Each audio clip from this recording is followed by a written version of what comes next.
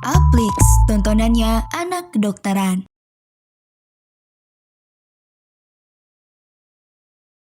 Halo semuanya, balik lagi bareng aku di video e-learning kali ini. Nah, di video e-learning kali ini kita akan bahas tentang asma, ya. Oke, ada pun learning outcomes yang kita bahas. Yang pertama tentang definisi, kemudian gejala tanda serta terapi dari kasus asma. Outline-nya tentunya kita akan bahas tentang asma dan status asmatikus. Oke, apa itu asma? Jadi, asma itu ditandai dengan gejala sesak, terutama saat ekspirasi, kemudian ada batuk berdahak, dan riwayat atopi di keluarga. Jadi, itu gejalanya asma, ya. Dari pemeriksaan fisik akan ketemu wheezing, tapi tidak ada demam, ya. Penunjangnya kalau akut, kita bisa cek analisis gas darah, apabila terjadi asidosis respiratory, dan cek X-ray untuk melihat hiperinflasi paru dan air trapping. Dalam keadaan stabil, kita bisa cek spirometri. Nah, itu bukan buat standar untuk asma, ya. Nah, bagaimana patofisiologi asma? Jadi, asma itu merupakan hipersensitivitas tipe 1, ya, di mana yang pertama alergennya terikat pada IgE, kemudian terjadi degranulasi sel mas, kemudian sel masnya akan mengeluarkan histamin dan bradikinin, di mana histamin dan bradikinin inilah yang akan menyebabkan edema, bronkokonstriksi, dan hipersekresi. Nah, klasifikasi asma. Klasifikasi asma itu ada intermittent, ringan, sedang, dan berat. Untuk intermittent itu gejala malamnya kurang dari 2 kali dalam 1 bulan. Ya, atau gejalanya bulanan, gitu ya. Gejalanya kurang dari 1 kali dalam seminggu, bulanan. Dan AP-nya lebih dari 80%. Sedangkan persisten ringan itu gejalanya mingguan. Jadi gejalanya lebih dari 1 kali dalam seminggu. Tapi tidak setiap hari, gitu ya. Kemudian AP-nya masih di atas 80%.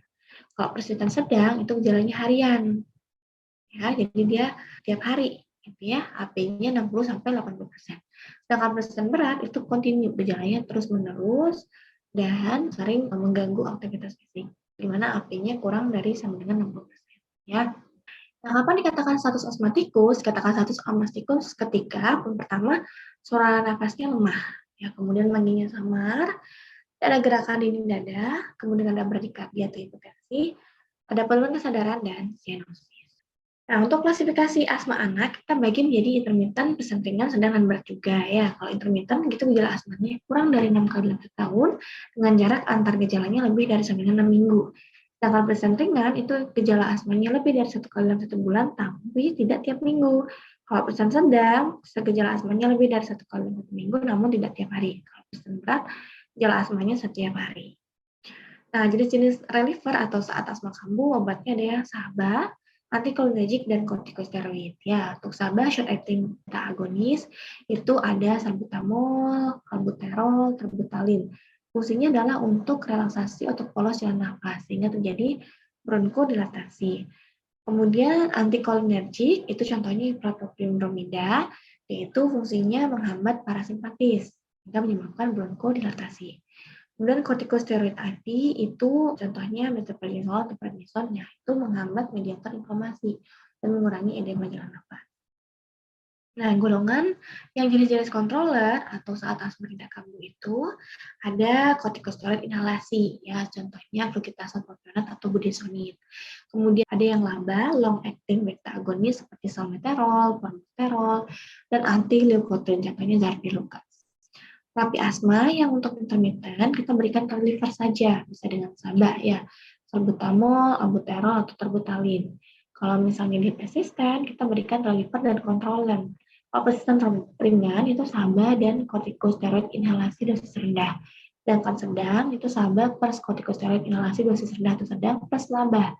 Sedangkan berat itu SABA plus kortikosteroid inhalasi dosis sedang atau tinggi plus LABA plus theophylline, ya.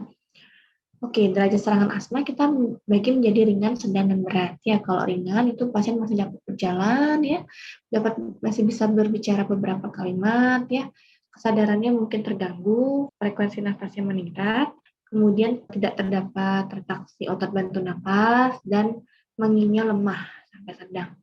Sedangkan kalau serangan sedang itu jalan terbatas, pasien lebih suka duduk, kalimatnya terbatas, kesadarannya biasanya terganggu, frekuensi nafas meningkat, wanginya keras. Kalau berat, dia sukar berjalan, duduknya membungkuk ke depan, ngomongnya kata demi kata, ya. Frekuensi nafasnya lebih dari 30 kali per menit, ada retraksi otot bantu nafas, dan wanginya keras, ya. Nah, kalau dilihat dari frekuensi nadi, kalau ringan itu di bawah 100 ya. Kemudian kalau dilihat dari pausus paradoksusnya itu tidak ada kalau ringan, kalau sedang itu mungkin ada, kalau berat itu sering ada. Ya, kalau sedang frekuensi nadinya 1 sampai 200, kalau berat lebih dari 120. Oke, tata laksana asma akut yang pertama adalah dengan inhalasi SABA sebanyak 2 kali ya, jadi salbutamol 2 kali. Kemudian yang ketiga baru digabung dengan antikolinergik ya. Kemudian berikan kortikosteroid sistemik dan drip aminofilin. Oke, kita kuis dulu. Ini Evi, 22 tahun, datang dengan keluhan sesak nafas dan keluar suara ngik-ngik saat bernafas sejak 2 hari yang lalu. Pasien hanya dapat berbicara kata per kata dan lebih nyaman dengan posisi duduk membungkuk. Pasien tidak dapat dibaringkan karena sesak. Pada pesan fisik ditemukan RR 34 kali per menit, saturasi oksigen 88%, dan terdengar wheezing di kedua lapang paru.